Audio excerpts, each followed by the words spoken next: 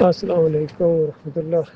یہ آپ کے سوالات میں نے پڑھے ہیں، بہت ہی زیادہ مناسب یہ سوالات ہیں، اصولی سوالات ہیں، اور بالکل اسی انداز سے آپ نے وہاں پڑھا ہوگا جو میں نے سجدہ تعظیمی کا شرک وہ کتابچہ آپ کو بھیجا، اس میں بھی بالکل یہی سوالات ہیں، ذرا مختلف الفاظ کے ساتھ۔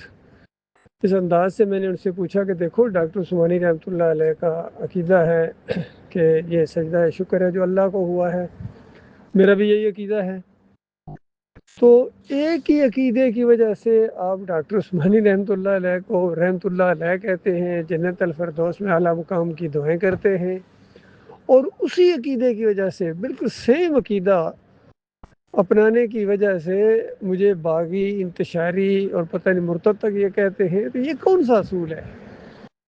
یہ مسئلہ ہوا ہے اس انداز سے۔ اور پھر میں نے یہ بھی ان کو لکھا تھا کہ دیکھو آگے جا کے بہت بڑی مصیبت میں پڑ جاؤ گے، لوگ آپ کو نہیں چھوڑیں گے، لوگ آپ کو کہیں گے۔ اور بلکہ ایک ساتھی نے مجھے بلکہ بتایا، کہتے ہیں کہ میں نے ان کے محمد حنیف صاحب کے بیٹے سے پوچھا کہ دیکھو فرض کرو میں ابھی نیا آیا ہوں جماعت کے اندر، اور مجھے جیسا یہ پتہ چلے کہ ڈاکٹر عثمانی رحمۃ اللہ علیہ اللہ کو سجدہ مانتے ہیں شکر گزاری کا، اور جماعت والے یوسف علیہ السلام کو سجدہ مانتے ہیں تعظیم کا، تو بتاؤ میں کدھر جاؤں، میں کس طرف اپنا رخ رکھوں؟ تو آگے سے حالانکہ وہ حافظ قرآن بیٹا تھا ان کا محمد حنیف صاحب کا، تو اس نے جواب دیا، اس نے کہا بس جماعت نے فیصلہ کر دیا ہے یہ سجدہ یوسف علیہ السلام کو ہوا ہے، اب اس پر مزید گفتگو سے منع کر دیا گیا ہے۔ دادا یہ ہے ان کا انداز۔ تو اس نے کہا پر یہ اگر اس طرح جماعت کا فیصلہ ہے تو بالکل یہ غلط ہے، اور یہ مشرکانہ موقف ہے، اور بالکل آپ کے ساتھ نہیں ہوں۔ تو یہ تو سوال اٹھتا ہے ذہنوں کے اندر۔ اور پھر میں نے ان کو یہ بھی کہا کہ ابھی تو جماعت کے اندر مسئلہ اس وقت تو ہر بالکل ہی جماعت کے اندر تھا، محمد حنیف صاحب زندہ تھے، 7 سال گفتگو ہوتی رہی لوگوں کی، اور محمد حنیف کو سمجھاتے رہے، لیکن وہ نہیں سمجھے ہیں۔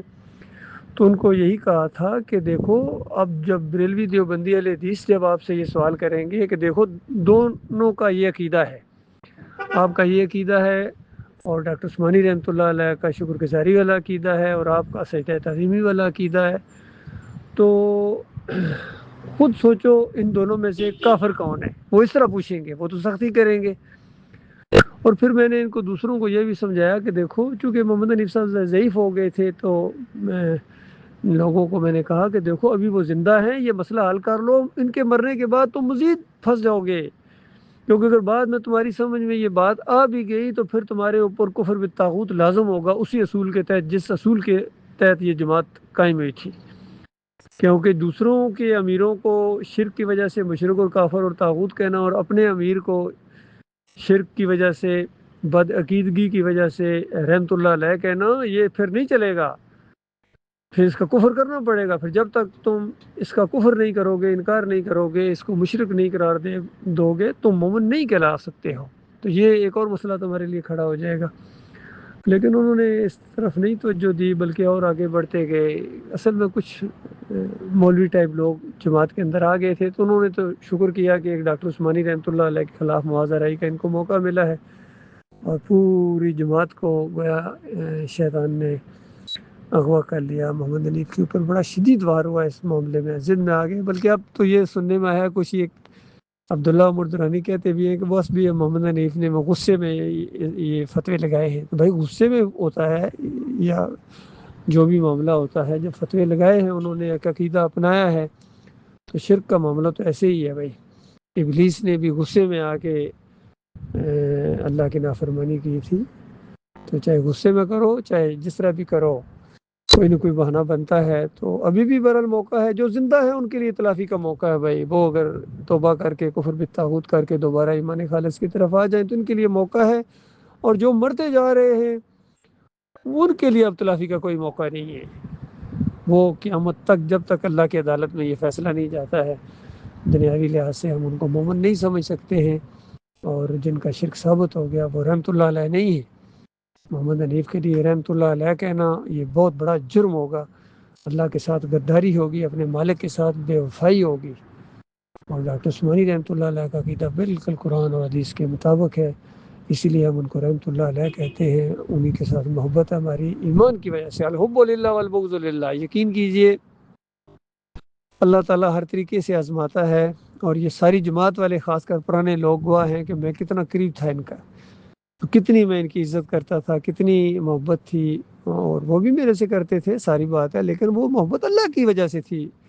اللہ کے اوپر جب تک ایمان ان کا خالص رہا، ان کی تائید بھی کرتے رہے، ان کا ساتھ دیتے رہے، اور ہر لحاظ سے ان کا ساتھ دیا. لیکن جب اللہ کے ساتھ غداری کریں گے، اپنے مالک اور خالق کے ساتھ، اللہ کی کتاب کو پیچھے کر کے انہوں نے ابن کثیر کی بات کو آگے لایا ہے، اور مودودی صاحب کی بات کو یا ڈاکٹر اسرار کی بات کو آگے لائے ہیں، اس شرکی عقیدے کو تو بالکل ہرگز اس کو برداشت نہیں کیا جائے گا.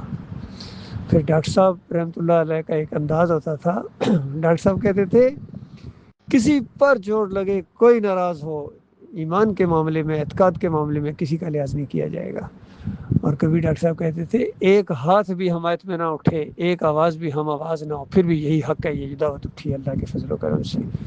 ہم نے کوئی پیری مریدی یہاں نہیں کرنی ہے، نہ ہی ووٹیں لینے ہیں، نہ ان سے نوٹ لینے ہیں. ہم نے تو اپنے مالک اور خالق کی رضا کے لیے یہ انداز اختیار کیا ہے، اور اپنے مالک سے بڑی امیدیں ہیں. مالک کو صرف خلوص چاہیے، ایمان خالص چاہیے، اس نے توحید مانگی ہے. اور یہ دعوت، یہ جماعت بنی اسی نقطے کے اوپر تھی کہ دیکھو قوم کے لوگوں، دنیا والوں، اللہ کے ساتھ شرک نہ کرو، شرک سے تمہارے اعمال برباد ہو جائیں گے، واپس لوٹو ایمان خالص کی طرف. پھر مثالیں دی جاتی تھی، دیکھو انبیاء اگر شرک کرتے تو ان کا کیا کرا غارت ہو جاتا. یہ ساری چیزیں موجود ہیں.